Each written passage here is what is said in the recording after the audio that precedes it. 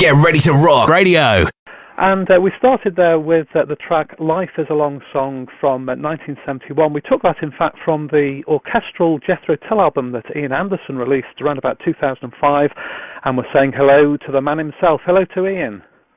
Well, hi there. And thank you for joining us, and thanks for your time this morning. We're talking now towards the end of January 2010, and we last spoke in 2007, 3 years ago, and since then you've been awarded an MBE for services to music, which is a great achievement. We're talking now towards the end of January. Now, it's not too late to ask you, have you got any musical resolutions for this decade? Have you got anything you want to achieve? Yes, I have. I absolutely right. I'm glad you asked me that question. My musical resolutions are not to do so much of it, because it does monopolize so much time, and I've rather determined that January I was going to have a month of not really doing anything musical other than just my little bit of keeping my hand in. So I play my flute pretty much every day and strum my guitar and sing a song, whatever, just to keep in touch with it, but not in the sense of actually really doing anything seriously. So it's good to do that once in a while, and in February I shall be doing a bit more serious preparatory music and finishing off some new songs and stuff. And March, of course, we're on the road and on and off through till Christmas. But my New Year's resolution is actually not to do quite so much of it. So instead of doing 120 shows or something, we'll do about 80 tops. And there's partly a reason for that, which is that I'm faced with two options under a new increasing tax regime, which is either to work harder to stay in the same place, net of tax, or to say, sod it. My reaction is, I'm going to work less.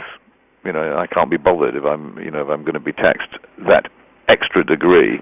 Now, looking back in over the last decade, then, I mean, you haven't been, inactive. You might have been choosing your projects carefully, but whilst we'll put Jethro Tull to one side for the moment, I mean, you've had a busy decade, really, in terms of several solo projects. I mean, what's worked particularly well for you in the last 10 years, let's say? I mean, this reflecting on what's gone on in the last decade. I mean, what have been the highlights, for instance, for you? Well, my highlights are usually about playing in certain places and in a context that's perhaps outside the usual rock music kind of venue or rock music kind of performance. So, for me, it's about a little variety of getting into playing some special places, and luckily, both as in Jethro Tull and as Ian Anderson doing solo concerts, I get to go and play in lots of places that perhaps other rock groups don't get to play in, or other artists don't get to play in, because maybe we have a slightly more benign reputation when it comes to not trashing the joint, if indeed the joint should be some ancient Roman amphitheatre on the shores of the Mediterranean, or some stately Schloss in the middle of Germany, and wherever it might be. So, I think those for me are the special things. There's live performance things in places that are, where there's a little bit of something in the air you can't quite, can't quite analyze, but it's the it's the ghosts in the rafters of beautiful cathedrals, or in ancient amphitheatres, or beautiful theatres, and places that have they have some history, and you become just a little bit of that history for one night. And it's a very sobering and quite energizing thought. Get ready to rock radio. Now, I know you're planning a new album this year. Are you going to be previewing any of that material in March on tour?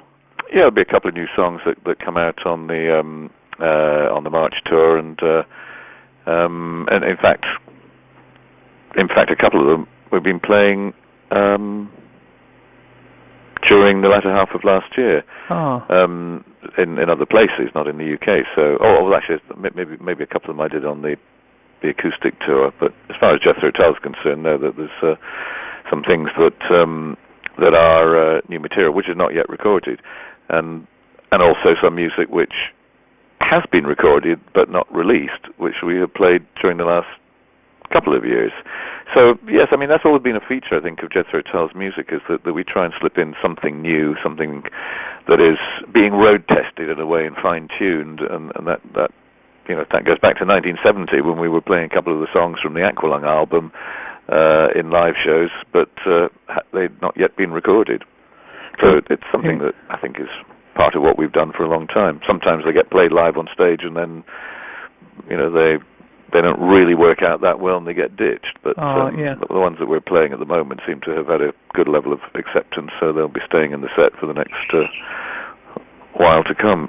I mean, there's been an element, Ian, recently, and it's bound to happen with a band with the the long history of Jethro Tull, that you have all these anniversaries, don't you? So, of course, we had the 25th anniversary. Well, those are things that a record company induced moments of mild comfort zone hysteria for the particularly besotted fans. I don't think they're of any real interest for me. I don't do birthdays and anniversaries. I mean, absolutely nothing to me at all. But I know that they do to other people, so I go along with it as long as it doesn't get out of control. But the compilations and the re-releases and the live performances, I mean, there've been a plethora of those particularly in the last 5 years, and I think even at the moment, I mean, there are sort of re-releases and box sets planned and live DVDs that during 2010 for the people who.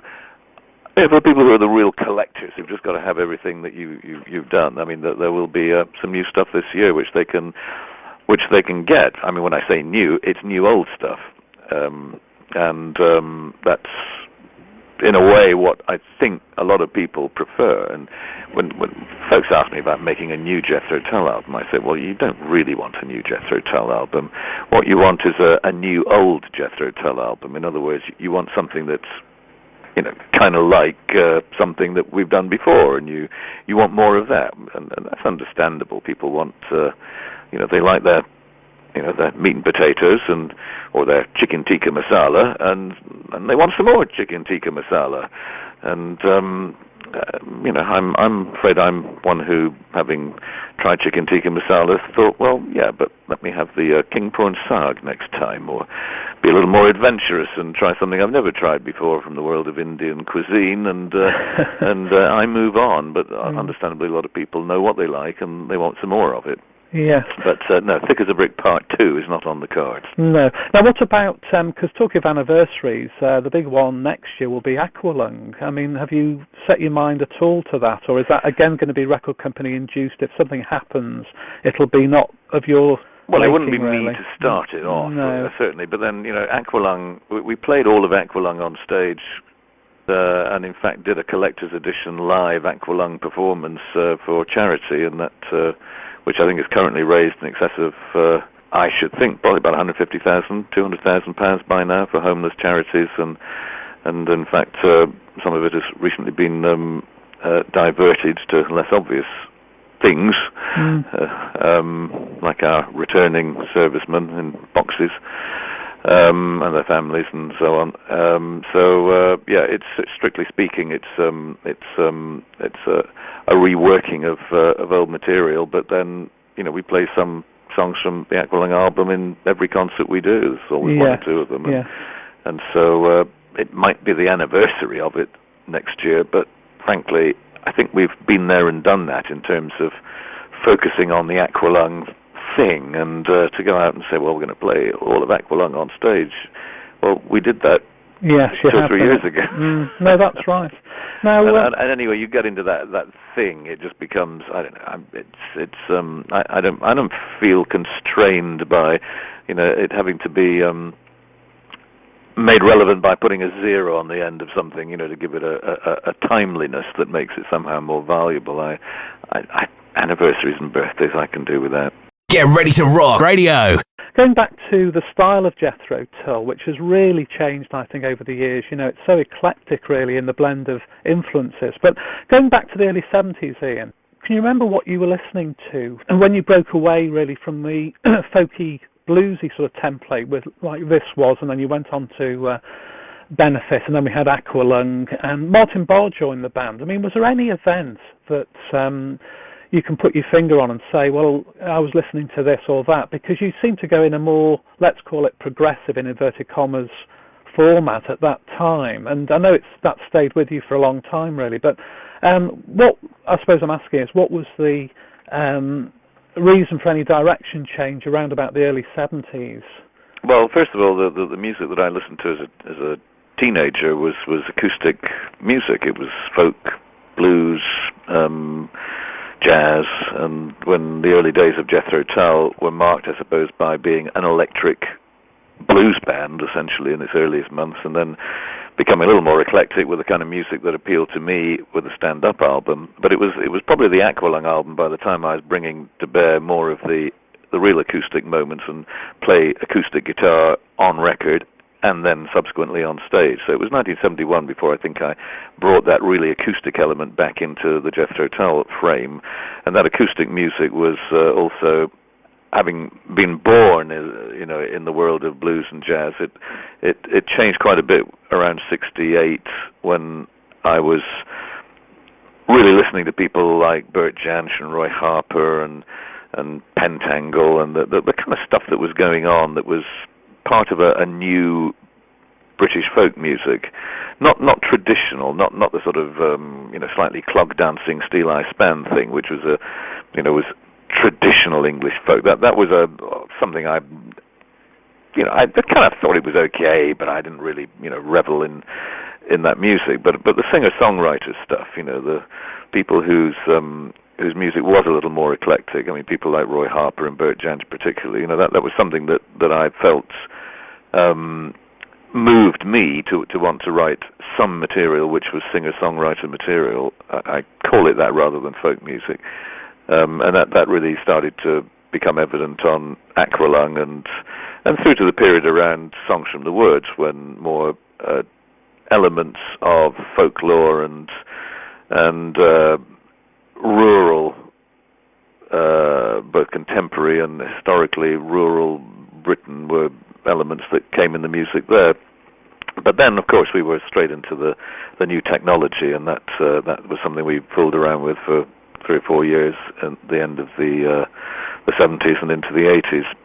So there've been a number of little changes of emphasis and direction, but I think the one thing on a personal level that keeps me musically in touch with some sense of there being a thread that tracks all the way through there is acoustic music, and it's singer-songwriter acoustic music, and I still do that today. That's ideally I like to write 3 or 4 minute acoustic songs, but to a lot of the people I'm known as a flute player, and so I'm also from time to time will write instrumental flute pieces or try and write music where I can offer up some section of the music which is flute based. But I think as a musician, the flute's my number one instrument. As a songwriter, it's the more stripped down acoustic guitar and voice kind of thing is what I'm comfortable with, and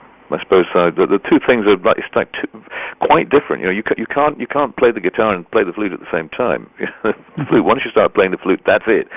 That's what you do, and so it's a big part of what I do, and one that I try and accept happily is a big chunk of my musical life, and I enjoy playing the flute much more than I have done in the past, and take it a lot more seriously and work at it much more. So it's a rewarding part of what I do, but it is in many ways quite at odds with the other part, which is the strumming a guitar and singing songs. They are really from physically and mentally quite different processes. Ian, was there any reason then, back in the early 70s, to move away from that original folk bluesy template? But it was to avoid being an imitator, and while people like Eric Clapton may have managed to stay within that framework of blues and kind of do it a great service, it's not something that I personally wanted to do, because I didn't feel black enough to do it. I didn't feel like I was culturally equipped, and it was not authentic somehow for me to simply just carry on with that. I didn't feel it was essentially, my respect for the music is much too high to want to go and plagiarize it or imitate it badly. So, in many ways it's best left alone. And my own origins culturally and in terms of ethnicity are more northwestern Europe, and so it's classical music and folk music and and I suppose the many elements of music that have come into our world, which, you know, from my growing up years also includes Indian music or Eastern music generally, Asian music, Chinese, Indian, Pakistani, Bangladeshi. It's all something that is part of the world in which I grew up as a teenager. Suddenly a lot of Asian people around where I lived and where I live now. It's become part of British life, and indeed has long been part of British music. Indian music's been in my ears since I was a teenager. Do you think it was a blend of your tastes and preferences, and also I can't help thinking perhaps Martin Barr coming in the band, because there's a lot of good riffs, aren't there, in those early albums as well? You know, where was that coming from, Ian? You know, that sort of riff-based. In addition to the songs, you had these classic, I mean, like Aqualung, obviously. Well, the riffs came from being aware that people like Cream, you know, were the riffmeisters of their era. So was Jimi Hendrix quite often. I mean, they came up with simple, repetitive motifs that stuck in everybody's mind and were instrumental in nature. Deep Purple with Smoke on the Water, I mean, another classic riff. But those sort of elements also occur in jazz, and they occur in classical music. I mean, you know, I suppose you know, no one got it in the hole-in-one that Beethoven managed. Well, actually, the hole-in-two, because there are only two notes in da-da-da-dum. Beethoven's fifth. Wow, that's it. You can't nail it better than that. And these are things that people remember. I mean, just that simple little thing. Everybody knows, even if they don't know what it's from, they know it's an important piece of music. And so riffs are a big part of things, and I suppose in a way they still are today. When you think you've stumbled upon a little sequence of notes that you can make your own, then it's a good feeling. It's very unique and very concise and very focused, and I think as a musician that's a great thing when you find one. But you know, bum bum bum bum ba bum, you know, like it could have been Beethoven. But it wasn't. It was me. Get ready to rock radio. Well, look, we're going to play out with something completely different, and you might be able to shine a little bit of brief light on it, Ian, but we're going to play out with a track from your solo album from 1983, and it's Fly By Night. What are your thoughts on this track? Well, I think it's a rather fun one. It's one that was part of the experiment of playing with new technology, and that has, in fact, orchestral samples on that recording. And I rather suspect they were actually orchestral samples that were derived from me, believe it or not, playing violin and cello samples onto one of the world's very first digital samplers, and then regenerating them, you know, as musical audio from a keyboard. But it was that was actually in 1980. Back end of 82 into 83 when that song was written, and it has a sort of you know, dum dum bum bum bum, just, and these are just samples from a violin and cello that I had lying around the studio. So yeah, we were fooling around with that sort of stuff, and it's a song. It's not a terribly important song, but it was a vehicle for some experimentation with sequencing, sampling, and that. The earliest days of the new technology, which swept its way through the 80s and still reigns supreme in the creation of most music today. I mean, 80% of the music you hear on the radio is made, you know, via computers and sampling and sequencing technology. It's just become a little more advanced now in terms of software than it was back then. I mean, it sounds like you still have affection for that song, which is really, because I think it's a marvellous piece. It's a little bit commercial and catchy, but none the worse for that, really. I mean, I think I have heard you play that live before. I'm sure you've included it, if not in Jethro Tull sets, certainly your own solo material. It has been played just a few times, yes. You can Google that song or YouTube that song. It's actually on YouTube, a performance from Vienna with a Vienna opera orchestra, actually playing completely out of sequence. But we'll let that one slip by. Did you sense I was a little bit cautious, Ian? Because I gather there will be songs that you just don't want to touch, really. No, well, there are lots of those. Sometimes it's not that they're bad songs. It's just that I don't really feel a point of connection with them, and they're. You know, I think you've got to be impassioned by a bit of music. It's got to mean something to you. It's got to have a reason to be played, and you've got to be, a bit emotive in the way that you express it in a performance. Therefore, it's got to be for real. You can't just bluff it. And there are some songs I just don't really feel that connection with anymore. At the time of performing them, and originally in a studio, it was, you can get yourself into that and do it and enjoy it and like the end result. But a year later or 10 years later, you just don't really feel connected to it in the way that you are with certain other songs. So songs like Aqualung is very easy for me to connect with. It's something that, I can't walk around the streets of London or any major city in the world without confronting homeless people looking for a spare coin or money to buy drugs. And yes, it's still relevant. So it's something that is staring me in the face on a regular basis, and is my way of, in a way, acknowledging it, and sometimes through concerts and records, acknowledging homeless people as a source or as an outlet for charitable giving, because in a way it's a bit of a payback time to recognise that harsh social reality is something that gave me some considerable benefit in my musical career, writing a song about a homeless person. And I don't find it easy now dealing with the issue or dealing with the people any more than I ever did at the time that I wrote the song. Yeah. Or supposedly co-wrote the song, but we won't get into the niceties of that. Look, Ian, we've been really grateful for your Yeah. time. I know you're running late this morning. Indeed, nice to talk to you. And it's been really splendid. It's always great chatting to you, and all the very best for the March tour in the UK. Thank you. And best of luck in the future as well. Well, we hope it will remain, if not rosy, at least tolerable for a few years to come. Thank you for talking to me. Thanks, Ian. Bye-bye then.